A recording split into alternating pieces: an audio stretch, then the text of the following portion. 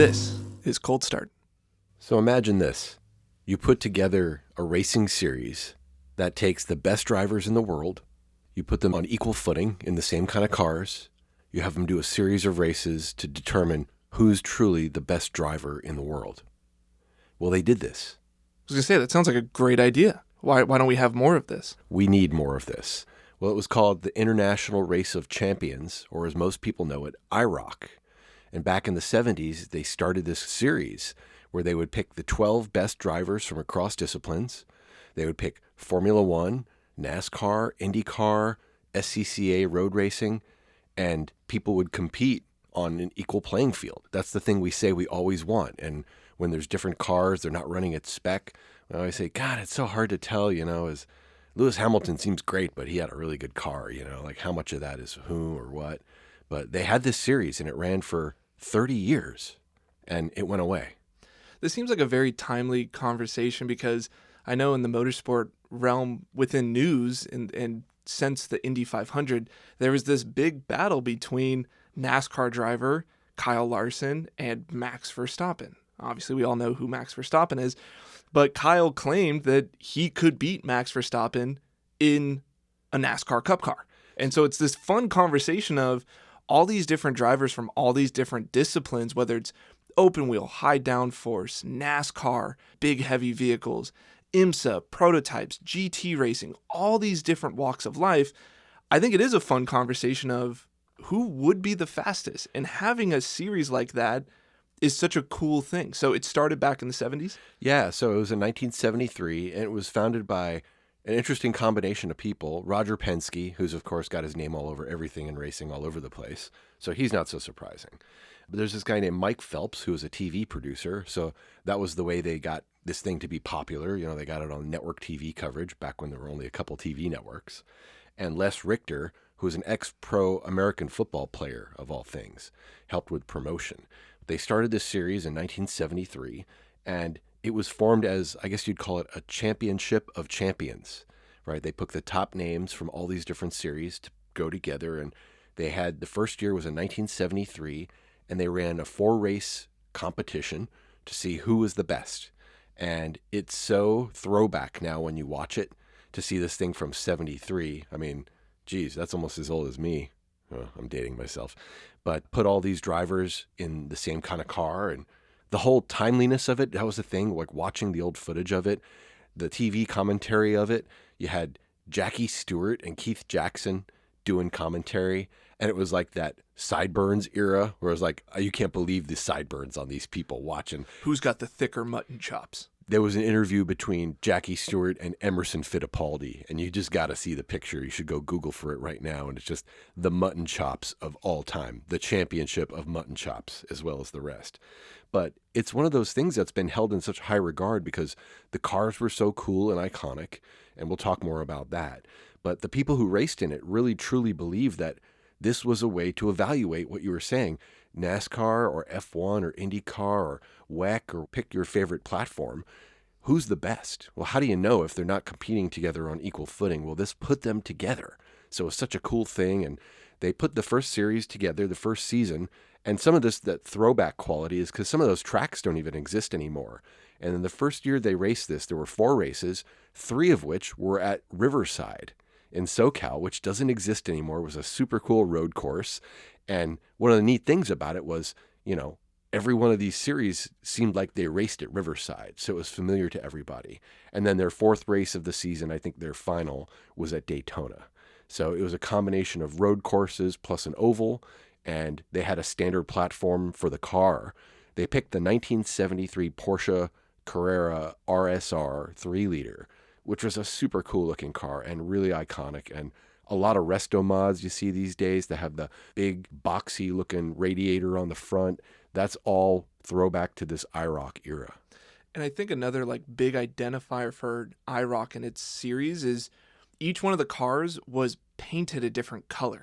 So it wasn't like there was liveries like we know nowadays of how race cars have different designs and stuff like that. It was one solid color, and each car had its own distinct color. Yeah, and they would change it up from race to race, too, so that there was none of this, this car was built better than the other.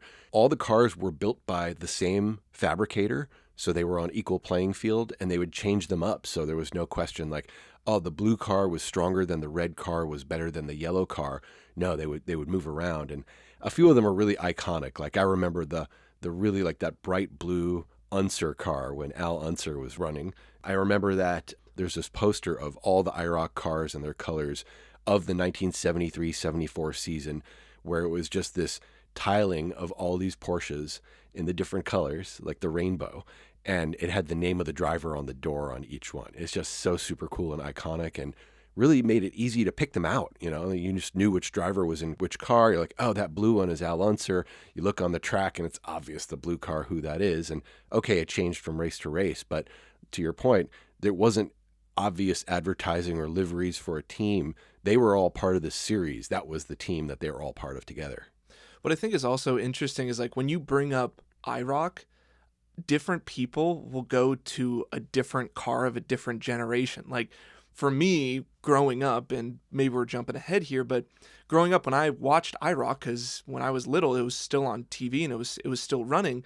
But at that point, it was, you know, the True Value, the Crown Royal Firebirds, which were basically NASCAR chassis with different bodywork on them. A lot of other people, when they hear about IROC, they instantly go to those Porsches. Right. And it was interesting of looking back through this history that the Porsches only ran for one season. I thought that the Porsches were more a part of the IROC history. And then, of course, there's the other people that may not know about the racing series, IROC, International Race of Champions, but they know about the IROC Camaro. Yeah, the IROC Camaro came out in the mid-'80s. They called it the IROC Z, I guess like Z28. And it was a super iconic car. We'll talk about sort of the cultural implications of all that. But yeah, people identify with IROC in so many different ways, whether it's NASCAR or a specific model of production car or those old Porsches, or just the fact that there was this series. And it really helped to span these multiple generations and different types of racing. When this series started in 1973, it was in the Porsche. The next year, in 74 to 75, they switched over to Chevy Camaro. And this was, I guess, the first generation Chevy Camaro. And they ran with that for several years until the second generation of Camaro came out, I think in the late 70s. And then they had a little break in the series for a few years. It ran from 1973 to 2006. But from 1980 to 84, they didn't run. When they came back in 84, 85, they were running the third generation Camaro, which is that model that they made the production car, the IROC Z, out of. And to me, that's the most iconic one. Like, I didn't literally have the poster or the t-shirt, but that was the one I think of is the 80s Camaro that has all that sort of history and baggage also attached to it, right? The cultural baggage of what IROC means to different people. There's some off-color acronym expansions that exist for that. Some of those might be like, I race other cars, or I reek of cologne, or it's really only a Camaro. The idea was it wasn't that special of a car, but they had that livery, that branding. A lot that we see later on, too, with cars that are named after some special thing or a racer. And they're not often that great, but they're getting the boost of having that affiliation with the race or the driver or the series. So it made those cars kind of seem special anyway. Yeah, absolutely. And in IROC, what I think was so cool about it was there was never major sponsorship or like these competing sponsors of the different drivers.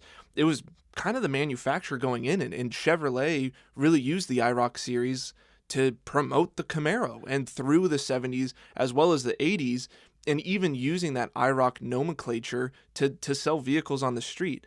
What I think was really cool is like, you know, you think about the late 70s Camaros, like the, you know, big body, heavy metal cars, the season schedule that they had for those late 70s when we moved to the Camaro. And I think this is what was so cool about the IROC series. You had a good mixture of tracks. So first year, like you were talking about, they had 4 races. 3 of them were at Riverside, and then we finally did something over at Daytona. Now, when they moved to year 2, they added some different tracks. Not a lot, but they added the oval at Michigan. So now we have Michigan, Riverside twice, and Daytona. And they ran this same schedule for a handful of years through the 70s.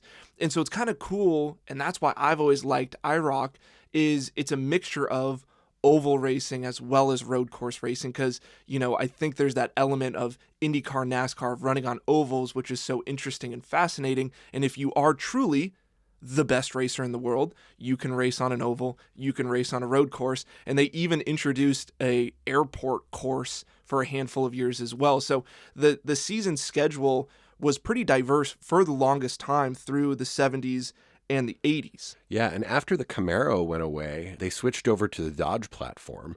There was a Dodge Daytona for several years, and then the Dodge Avenger, which I don't think many people remember as a really good car, but that was the base car for IROC. And then they moved over to the Firebird Trans Am. That was super iconic, to the point you were making earlier, when the liveries started to come in and you saw the Crown Royal series and the True Value series on those Firebird TA cars. So those are really strongly associated with it. And they ran at other tracks too. They ran at Indy, they ran at Talladega, they ran at Watkins Glen, they ran at Mid-Ohio, California Speedway, these places that don't exist anymore.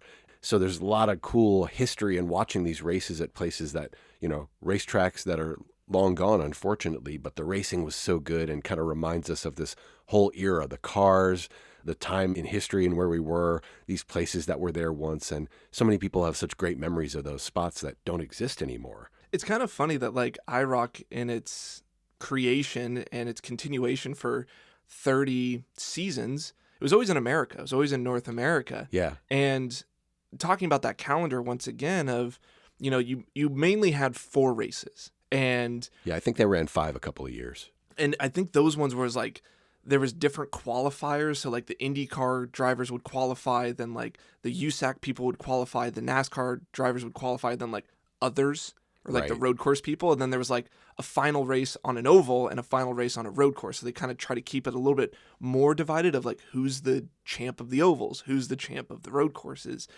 But interesting, this schedule kind of started shifting through the years, where in the 80s, the late 80s, they had a perfect split of 2 road courses, 2 ovals for the most part, right? There was some undulation and shift back and forth there. But now that we get into the 90s, it was predominantly ovals, 3 ovals, and 1 road course. And really biased toward NASCAR, right? Because the cars that they were running overlapped a lot with the NASCAR platform. Right. And the locations where they're running were, Talladega. They're not running F1 at Talladega. So it was really kind of skewed that way. But that's so interesting because, your memory of it and the history that you have is so affiliated with NASCAR to IROC. And I think of it as the road racing car, the endurance racing car, Porsche for IROC. And it's kind of a little bit of all these things. Yeah, totally. And I think in the early 90s, 1990 and 1991, it did kind of follow the NASCAR calendar in the sense of the 3 ovals are the predominant ovals that we think about. So it's Daytona, Talladega. They had Michigan. Michigan was always in there for whatever reason. Yeah. And then the road course that they went to, Watkins Glen. Right. Watkins Glen was on the NASCAR calendar as one of their road courses. And then we see in 1992, which is the 16th season. So now we're halfway through the legacy of IROC. That's the first time that they went to all ovals. Right. So it's kind of this skew away from we're going to keep that equal level playing field for everybody based on the courses we choose to now, we really like this oval format. So let's just go ahead and make that the dominant term. And the other thing that they did was they had these big purses, right? For the winners of these races. Okay, back in the day, it doesn't seem like a lot of money now to say somebody won 50 grand. But in the later years of this, I think in the 30th year of IROC, the winner would get $1 million. So it was no chump change. People wanted to win this, and people were really proud. I mean, you think about these are the best racers in the world, or trying to be. And I heard a quote from Scott Pruitt, who said his biggest victory ever was winning in IROC. Really? Yeah, just crazy, right? So how important was this to people? It was considered to be legit all-star championship of championships for even the people participating. It wasn't just marketing. It wasn't just TV. It was the real deal. Yeah, I've heard some other interviews of drivers talking about if you got invited to be a part of IROC, because I think they limited the field to 12 drivers? 12 drivers. 12 drivers. So there was only 12 drivers allowed per season. And so if you got the invite, that meant you did something, right? You were either a champion within your racing category, you won maybe the Indy 500 or the Daytona 500 or any of these big marquee races. And so it was a big deal for a lot of these drivers to come in. Yeah. And now if we look at the second half of IROC and its existence, so we're talking about the 90s and the early 2000s, and the shift towards ovals, right? Which is kind of like interesting of we're talking about being the best driver ever of all these different disciplines, but all we do is go to circle tracks. But in the early 90s, that's really when NASCAR was taking off and was massive and probably the most watched motorsport during that generation. And so you can see how and why there was this shift towards, hey, let's just do ovals. NASCAR's hot. NASCAR's getting a bunch of viewership. They have all these TV contracts. For the IROC series to attach on to that, I think made all the sense in the world of going through the 90s and just joining in of what was hot with NASCAR. Now, you kind of also mentioned like all-stars, right? And I think that's another interesting thing for people to think about, which is within racing, there really isn't a World Series or an all-star event. You know, within NASCAR, they do their all-star race, but like that's only within NASCAR. So IROC was really the only form of taking people from all these different places that are all the different champions and being like, okay, who's the champion of the champions? That's right. And think about all the other sports, Major League Baseball and NBA have their all-star games. Football has the Pro Bowl. All these other formats have a way to kind of bring together their best of the best, and motorsports really didn't, so this was the way to accomplish that. And I mean, just listen to this list of names, okay? The diversity that they represent across series and just, something for anybody to latch onto, okay? You had Al Unser Jr. and Sr. and Bobby Unser. The Unsers are everywhere in racing, as everybody knows. Emerson Fittipaldi, A.J. Foyt, Mark Donohue, Richard Petty, Peter Revson, Mario Andretti, Mark Martin, Derek Bell, Bobby Allison, Cale Yarborough, Davey Allison, Jeff Brabham, Dale Jr. and Sr., Hurley Haywood, Bobby Rahal, Denny Hulme, Tony Stewart, Kevin Harvick, James Hunt, Martin Brundle, Elio Castroneves, Sebastian Bourdais, Jimmy Johnson, Alex Zanardi, and the unfortunately named Gordon Johncock. You had to leave him for last, didn't you?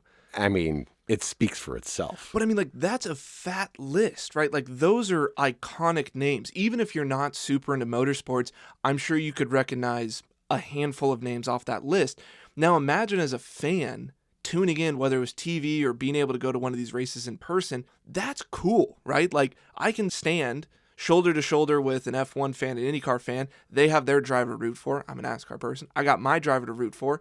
And we're able to enjoy this basically duking of giants and see who can come out on top. I think IROC was a phenomenal series. And being a little kid and watching what was then the True Value or the Crown Royal IROC series, it was one of my favorite things to watch. Like, I could care less about watching the race on Sunday, the NASCAR race on Sunday.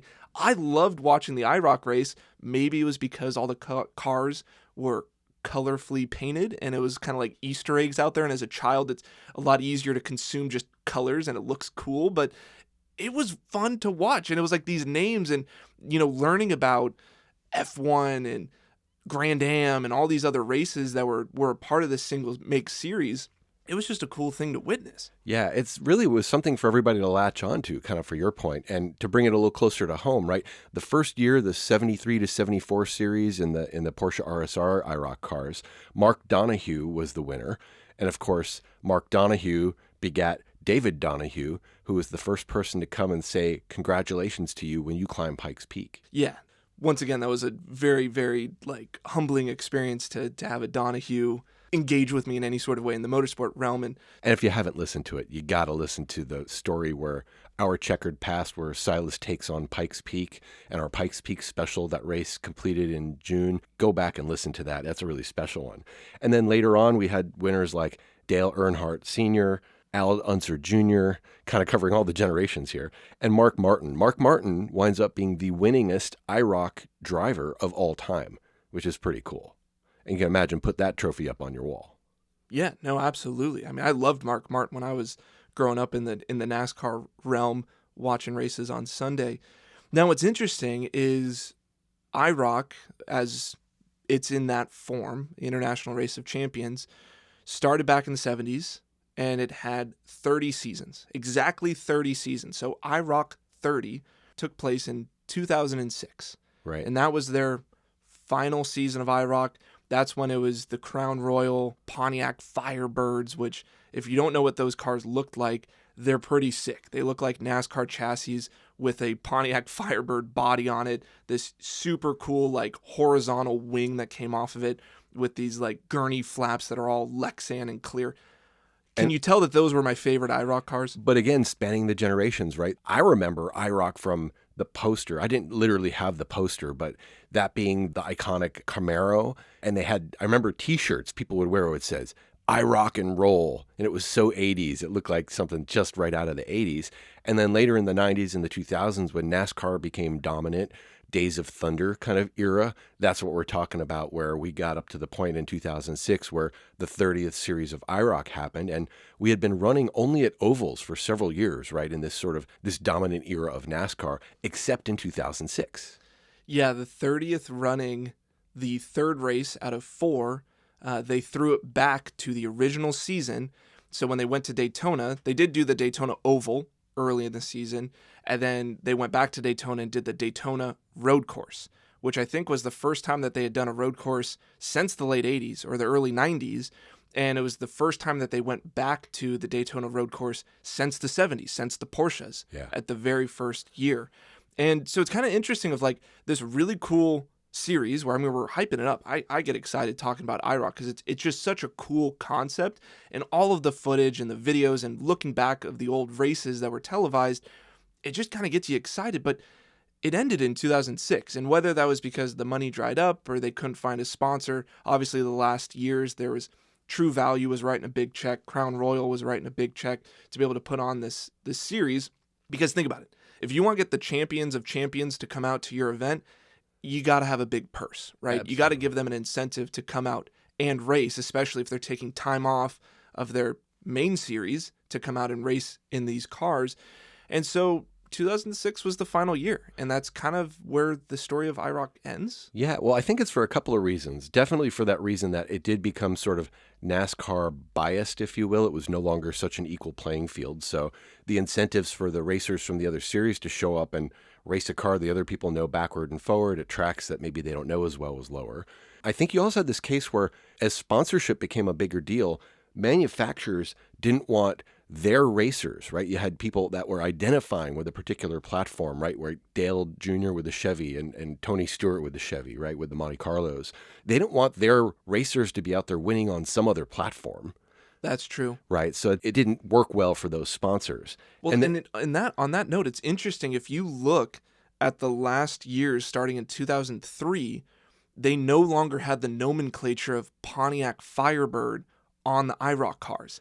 And so when True Value came in to sponsor the series, and you can even look at the diecast cars, it says True Value IROC race car. Yeah, not Pontiac Trans Am. And so maybe that was a part of the reason, was like there was this combating of, you know, if I race a Porsche normally in Grand Am and I'm coming out and racing a Pontiac, Porsche's not going to be too happy with me. Yeah, well, what do you think the folks over at Chevy were feeling like when you had, you know, Dale out there in a Dodge?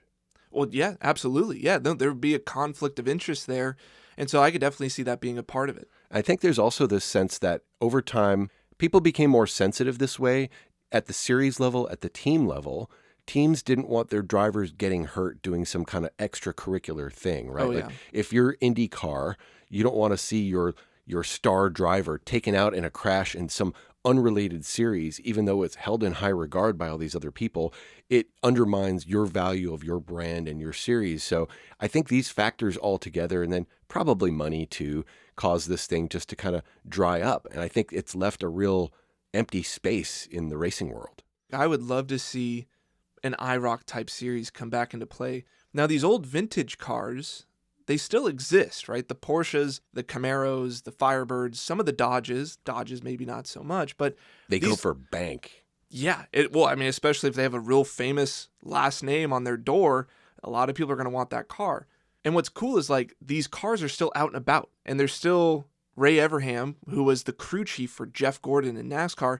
He's kind of taken upon himself to find these cars, rebuild them, build them to spec, build them to their era. And so there's a lot of people starting to collect them.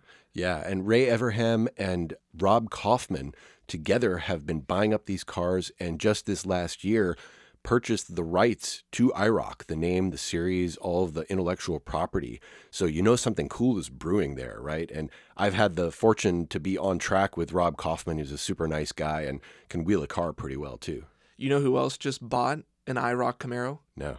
Not the IROC Camaro from the 80s, it's the street car, but like one of these race cars, Zach Brown. No way. Zach Brown actually purchased an IROC car from Ray Everham. Oh, in anticipation of, so at this year's Rolex historic races in Monterey, IROC is one of the historically featured series that they're going to present there. Yeah, so they're planning on bringing out a bunch of IROC cars through the generation, the Porsches, the Camaros, the Dodges, and even maybe some of the Firebirds, the Pontiac Firebirds. And so they're going to be running an IROC race, probably a mixture of all those cars at the same time at Laguna Seca this year, I think in August. Yeah, if you didn't have enough of a reason to go to Monterey this year, this is a big one. Yeah, no, massive on my list. I can't wait to go see those cars at Laguna Seca. And so it's kind of cool that these cars still exist. But those are historics, right? Like, I want to talk about modern era IROC if something like that were to exist. And I think after IROC finished in 2006 for their final year, there's kind of been a couple spin-offs since of trying to create race of champion type events. Yeah, Tony Stewart and Ray Everham got together to make this thing they called SRX. The Superstar Racing Experience. It was sort of a modern variant with stock cars, like stock-ish cars, that was almost all on short tracks, which is kind of interesting, but it only went for 3 seasons. Yeah, so the whole premise behind SRX was they created their own chassis of, it was like a tube frame, kind of like a stock car style chassis. They only wanted to go to short tracks and like small short tracks, like where people will come out and watch the race in person. And so that was their main target market, was to go to these short track races. They also, I believe, did a handful of dirt races as well. So dirt ovals, same car, different setup, different tires. And the main people that were racing in this series, they attracted superstars from NASCAR as well as IndyCar. So it didn't kind of branch out into these other racing series like IROC did in its early generations. And so I think SRX, in between only attracting NASCAR and IndyCar fans, as well as only going to short track ovals, really kind of missed what we were wanting to get out of an IROC-like series. Yeah, and there have been a couple of other series that have sprung up that have that same problem, right? There was one called Grand Prix Masters, that used Reynard chassis formula cars, so kind of Formula One-ish, all open wheel, and they were focused on open wheel. It went for 1 year only.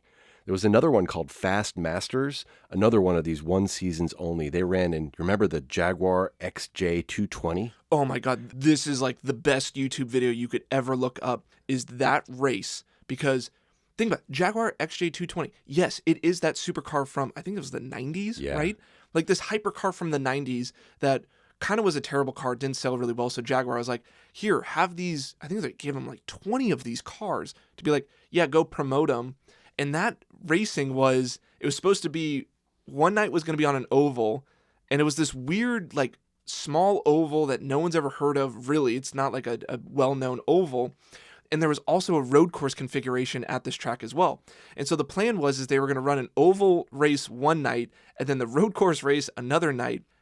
They didn't even do the oval race because during practice, these drivers started wrecking a lot of these XJ220s. And so they're like, all right, let's cut our losses. We're not doing the oval race. This isn't a good idea. Let's just do the road course oval, the Roval, as everyone calls them nowadays. And so they do this Roval race. And these superstars that they put behind the wheel of these XJ220s, they don't care about these cars. They don't care if these cars come back in one piece. They were just dive bombing one another, shredding these vehicles up. I'm sure someone got fired or sued over this whole thing because like Jaguar comes back and they're like, what did you do with all of our cars? There may be something to do with this. So I remember the XJ220 from, and again, this will date us a little, but there was a video game called Test Drive. I think it was Test Drive 4, maybe, on the Sega Genesis platform. I think it was that one. And it had the XJ220 in it. And it was a dive bombing kind of car. It was so fast, but it was hard to handle. And so you'd crash a lot. Yeah, so a lot of them got wrecked in that series, and I can see why it was a one and done. I'm sure whatever budget that they had, they blew through once they wrecked 2 of the cars, let alone, I think maybe 5 or 7 of them didn't make it back in one piece. Totally. And there's one other series that actually still exists that went down this path called the Race of Champions, ROC, without the I. And it's got a lot of big names. It seems like a lot of retired racers, but there are a couple of current people who have participated in it. And the cool part is it was a variety of cars and formats. So everything from GR86 and like Subaru BRZ kind of car. They used the racing version of the KTM Crossbow. They had a Polaris side-by-side, and they had this super high horsepower rallycross car that they ran in. And I mean, people as varied as Travis Pastrana and Valtteri Bottas and Sebastian Vettel and all these different people have raced in that series as well. But again, usually later in their careers. I think Roman Grosjean ran in it a couple of times. That still exists. The last one I remember hearing about, I want to say was in Australia, or they were running them there. And they also have this sort of geographical identification. So they'll race for each country. People will go representing, oh, we're the rock racers for Sweden, or we're the rock racers for Australia, or whatever it is. It's like the Olympics for racing. Yeah, I've seen some of these events, and it still goes on, right? Like even this past year, they did one of these events, and I think you're right, it was in Australia, was the event this past year, and it was in this stadium. It was kind of wild. Like they were able to set up a racetrack in a stadium so that they could have spectators and stuff like that. For me, like watching it, I do like the aspect that there was a good variety of different vehicles and a good variety of drivers, of rally drivers, F1 drivers, NASCAR drivers. I think Kurt Busch was there running right. and representing the U.S. And it's cool, but I kind of also think it's a little gimmicky. Like it's not a real racetrack, right? Like when we think about wanting to put champions against one another, you want a full-blown racetrack. You don't want this kind of like stadium section with jersey barriers and, makeshift courses. It's like, let's go to a famous racetrack and let's duke it out. Yeah, you wouldn't want to put one of those in Miami or Vegas. Oh, wait, F1. Yeah, but I think if this is new to you or you just want to kind of reflect on it, there's tons of footage out on YouTube. Look at that first season for sure, 73, 74, but there's a couple real highlight races you have to check out. In 86, Al Unser and Scott Pruitt were battling all season long. There's a race that they had at Watkins Glen. I think it was the season final. They were in the points battle, and Unser wins this race in like the closest circumstances possible, and he wins the series overall. In 1991, the season opener at Daytona, we had Scott Pruitt and Bill Elliott, and it was this close race. I think Scott Pruitt won by 1 car length, I think is right. And then the big one a lot of people know about is in 1999 at Michigan International Speedway, we had Dale and Dale Jr. racing together, nose to tail, like for most of the race, and Dale Sr. beats Dale Jr. by inches. It comes down to the wire, and there's great interviews with Dale Jr. talking about how his dad handed it to him, and he was trying to win. It wasn't like he was trying to let his dad get through. It was a really close race, and it's definitely worth checking out. And I would add the final season, IROC 30. 2006, yeah. 2006, to watch when they go back to the Daytona road course, because they did it under the lights. That's sick. So good. And they did it under the lights, but we think about modern night racing at places like, I don't know, Singapore and F1, or they're designed to have a lot of light coverage, right? Like these places that they run like out in the Mideast where it's hot, so they run at night. There's like tons of lights. It looks like it's day for night shooting, right? It's daytime. But there was kind of spotty coverage. So there were lights, but there's shadows. You can't really see parts of the track very well. And these cars, they weren't designed to be out there at night, I don't think. I'm sure they had to add headlights to them to make them work for that event. And yeah, think about Daytona back in 2006. It's not going to be as well lit as it is today for the 24 hours of Daytona. So really, really cool race to watch there. That was also back during the generation where the cars had X pipes and boom tubes. So the V8, the high revving V8 just sounded unbelievable. So that's a great one to watch. Now, I'm making a little bit of a transition here. So we covered the history of IROC, kind of what those cars are doing nowadays. We talked about some of those replacements that came, but none of them have really like stood the test of time. SRX came and went. Right. I don't think ROC is really that interesting. So the question is, knowing IROC and its history and our excitement behind it, if you were king for a day and you were going to create a new IROC series, for North America to bring these international drivers in, or maybe even it's an international calendar. But what sort of car? Because I think the cars are a big piece of it. They're as iconic as the races themselves. What cars would you have? And what would be your 4-race calendar? Ooh, that's great. I like where you're going with this. What would IROC 2025 kind of look like? Well, for me, I think you want to have a diversity of the venues, right? Having it all at Riverside was mostly at Riverside was kind of cool, but like didn't put everybody on the same footing quite. I mean, most of those series race there, but so I think you'd want a mix of road courses, street courses, and ovals. And then how far do you go with this? Do you do rally? Do you do drifting? Hill climb?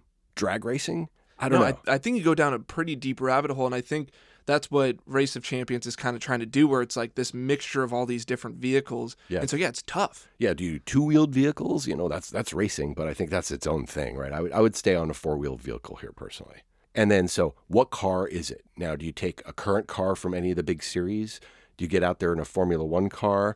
Do you go throwback a little to like the V8 or V10 Formula One cars that sounded so good and they were a lot more manual? Would you go to a car that was an H-pattern manual shifter or a sequential shifter versus all paddles?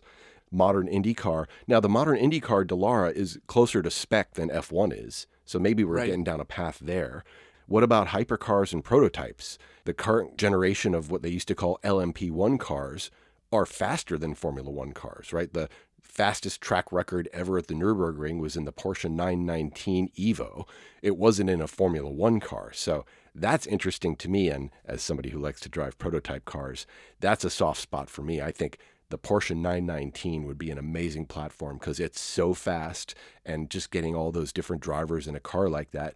Now, not everybody's equally acclimated to that, though. So you have, if somebody's driving all open wheel and they get in a closed top prototype, are they going to be at home? What about somebody who's used to driving a stock car? Is that going to be a fair race? Right. I don't really know. Maybe you put them out there in radicals, right? Like sport prototype, kind of low horsepower, 230 horsepower, open tops, downforce, but they're kind of momentum cars, or ultimately maybe Miatas. Do you put them out in Miatas? I was going to say, if you want to see like a fight and we go down to like grassroots motorsports, MX5 Cup. That's not a bad idea. Maybe we do a road course sprint car. Hey, don't steal mine. Well, let's use yours, man. Let's get it in the series. So if it was me and I was like, I have to be the sanctioning body that's going to come up with the new IROC series, I would honestly take the road course sprint car that we developed. And that was kind of the thought process, is when we created it, we thought like if there would be a market for these cars, that we built this one-off race car, but like what if we mass produced them, or what if we were able to create more of them? Where would it fit in? We're like, oh my God, this would be an amazing IROC car. This would be an amazing Race of Champions car, because the road course sprint car in its nature combines 3 or 4 different types of race cars into one. And imagine this, you could run it on pavement and on dirt. So let's talk about this. Let's say you had to pick 4 or 5 venues for the races for this season. What tracks would you pick? So out of the 4 tracks, let's say all in the U.S. One of them for sure would be the Charlotte Roval, because Charlotte's obviously hometown of NASCAR. But the Roval aspect, I think the Roval is actually pretty cool, and it's a really good mixture of oval and road course. Now, I would be biased and try to say like Sonoma Raceway, but maybe considering a different road course, well, we got to have a West Coast track. So it'd be a battle between, for the road course on the West Coast. Yeah, Sonoma and Laguna, right? Sonoma or Laguna. Yeah. Now, Laguna would be more iconic, right? It's a shorter track. I think there'd be more passing opportunities at Laguna than there would be at Sonoma with this vehicle. So I'm probably going to go Laguna. I'm sorry, Sonoma, but I'd go Laguna. So we're talking Charlotte Roval, Laguna Seca. Now, would you do a Talladega? Would you put in a super speedway? You might have to, right? I think it's a Talladega or it's a Daytona. But if you're doing the Roval, I'm not sure you also need a super speedway, because there's some overlap. Or Indy. You know, Indianapolis seems like an obvious choice. But for me, I'd say Daytona seems to be the one that cuts through all these series. I mean, IMSA goes there, NASCAR goes there. Okay, so Daytona. So I mean, as much as I don't want to go to Florida, you know, let's face it, I might pick somewhere else. But like, I think you can send the intern to that race. Yeah, so, that's fair. Laguna Seca, Charlotte Roval, Daytona Oval, Oval, not road course. not road course, Daytona Oval. And then if we're talking like, all right, let's just throw a dirt track into it Eldora. to make it fun. I think Eldora. Yeah. I think go to the North Coast, go to Ohio, and we run Eldora. Yeah, so my heart got to say Sonoma. I want to see this race happen at Sonoma so bad. So as much as maybe Laguna is more set up for that scale of racing and has had some big races at that level, I'd love to see it at Sonoma. Let me throw a couple other out there. VIR. VIR would be cool. Excellent for a road course for this.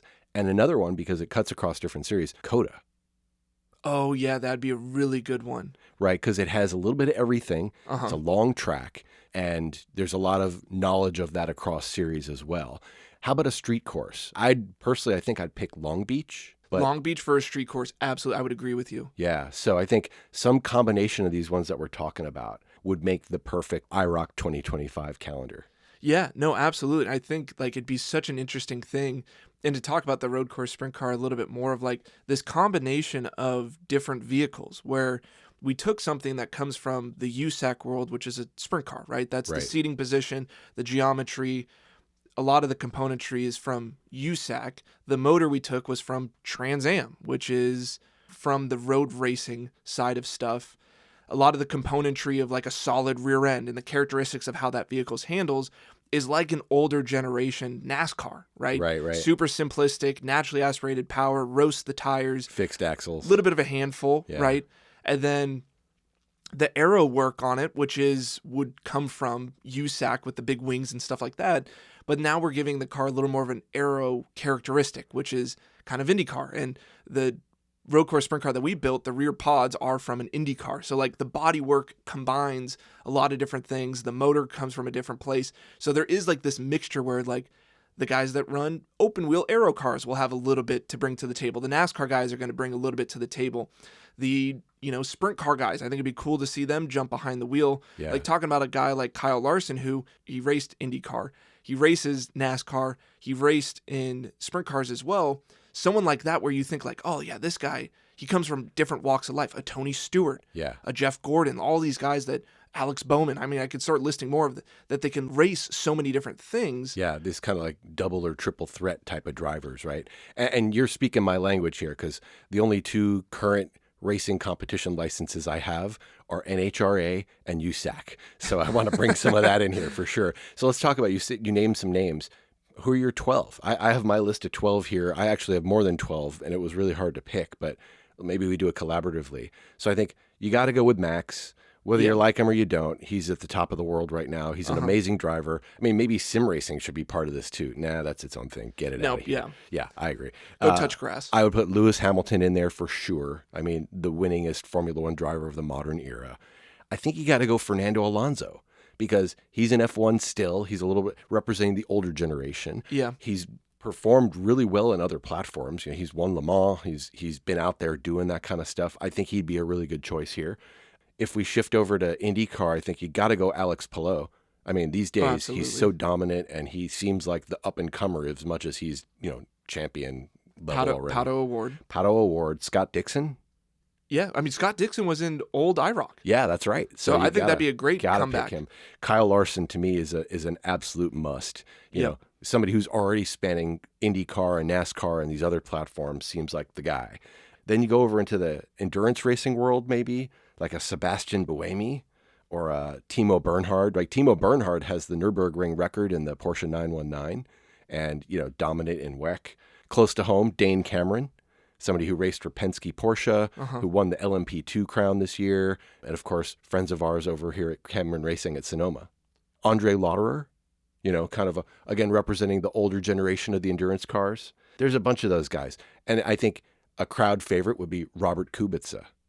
He's the guy from Formula One who got really badly injured in the early 2000s and was the up-and-comer, looked like he was going to be the next dominant winner in Formula One, went away for a while, came back, and in difficult circumstances, but was out there doing it again and racing well, has since moved over to WEC and is racing in WEC. And I think this year was on the winning or second-place team at 24-hour Le Mans. So those are sort of some of mine. Who'd I miss? Who'd I leave out? I guess you could put Will Power in there from IndyCar. I would put Romain Dumont, Yeah, Romain Dumas for sure. the king of the mountain of Pikes Peak. You got to have him there. Or Robin Shute. Robin Shute for sure. I think he's a super awesome driver. He always likes to say that like he's pretty good at jumping in anything and being quick, fast. And so I would love to see Robin Shute jump into some road course style racing. And I think something that's such a handful would fit him very well. I think maybe a superstar, Travis Pastrana, right? I think the Taylors from IMSA, Prototype Racing. Yeah, Ricky Taylor. I think they would be awesome in that series. You want to bring people that also bring a sort of personality as well. You know, when you're running a IROC series or any sort of like race of champions, you want to bring in people that have large personalities and are just going to have a blast. Yeah, you want a show, right? And you want the interview after the race, right? That's where Tony Stewart and people like that come in, and you're like, oh yeah. See, if Tony would be willing to jump in one, I think Tony Stewart's on the list. I was thinking Tony and Elio. Tony and Elio Castroneves might be good choices too, because yeah, they're super colorful. I was thinking Tony Kanaan. Yeah, Tony Kanaan. I think that'd be awesome. Like, I think a good mixture of like the young guns, the mid-range veterans. Not to say that they're old, but maybe some of the guys that have retired for a couple years looking for something to get into. Because that's also the difficulty of putting on a race of champions is you have to battle with everyone's schedule. Like to get all of these people, realistically, if we're talking like in the real world, the logistics of getting all these people in one location right at the same time. Yeah, and when does this race happen? You know, at what track? When's that available? When is the weather conducive? That kind of stuff, right? Especially if you keep it all in the U.S. You could reach beyond that. I think that's a whole other conversation of, you know, tracks elsewhere in the world. There's plenty of cool places that you'd say, oh, I'll put this thing at Spa or put this thing at the Nürburgring or whatever. And maybe that's a true test of who's the best in the world versus who's the best on U.S. tracks only. Yeah, no, absolutely. You could slice this pie in so many different ways. I think a couple more people I would want to add to the list. Obviously, you got to bring some sprint car drivers in it. Yeah, right? That's right. Kyle Larson, he does run sprint cars. Alex Bowman, he runs sprint cars as well. But finding someone that just runs sprint cars and they haven't run anything else. So even like a David Gravel, right, who's reigning champion of the World of Outlaws, something like that of like, hey, you've never run road courses before, but, you know, you'll be able to figure it out. Well, a lot of these guys never ran ovals before at all, right? And they put them out there and, you know, they fared well. They didn't always win, but I think that's part of making this a true, well-rounded competition of champions. You got to be able to do it all. Right. And so I think it'd be cool to like, you have people from sprint cars, you have people from IndyCar, NASCAR, WEC, IMSA, Rally, Hill Climb. Like you want to F1, you want to bring in people from all over the place. And I really think cars, midget, you know, all that kind of stuff. Totally. Right? And I think like if you were to put on an IROC series in 2025, 2027, 2030, whatever you want to call it, I think you really have to build or bring something that doesn't exist and tries to combine elements from all these different areas so that each person kind of has a fair shot at something that's unique and different and no one knows how to drive that yet. Yeah. I think that makes it way more interesting. You go to like a Dallara or a Multimatic or one of these Orica, these companies that make these platforms that run in all over the place or run, you know, they're the dominant platform in some particular series. You have them make this sort of neutral ground car that's super capable and has just the kind of characteristics that we're talking about. I think you're on the right path there. Or you contact MFG Motorsports and you get the road course sprint 12 car. Road course sprint cars ordered. I think we need to make that happen. So, you know, Ray and Rob, if you're listening, give us a call. IROC On. This has been fun. This has been exciting. I'm going to go look some vintage IROC series and fall asleep to those Pontiac Firebirds ripping around Daytona. Oh, man, that's the kind of lullaby music I can listen to all night. Well, this has been a lot of fun. We're not done here. I think there's more to be talked about, but a good capsule summary of the history of IROC, the people who've touched this thing, and where it potentially could go. Yeah, if there's any more interest into the IROC realm, the International Race of Champions, and maybe going in deeper of some other possibilities of how this can get put together, and hopefully we see something in the next couple years, drop a comment. We'll do another episode. And if you can get to Monterey this August, go see the vintage IROC cars all out there racing. Now, vintage racing is another thing, story for another day. But I think for this purpose, go do a little research. If you're familiar with this stuff, go revel in the memories and go watch some cool footage because that's what we're going to go do. Well, this has been Cold Start. Hey, thanks, Silas. Thanks, Todd. And thanks for listening.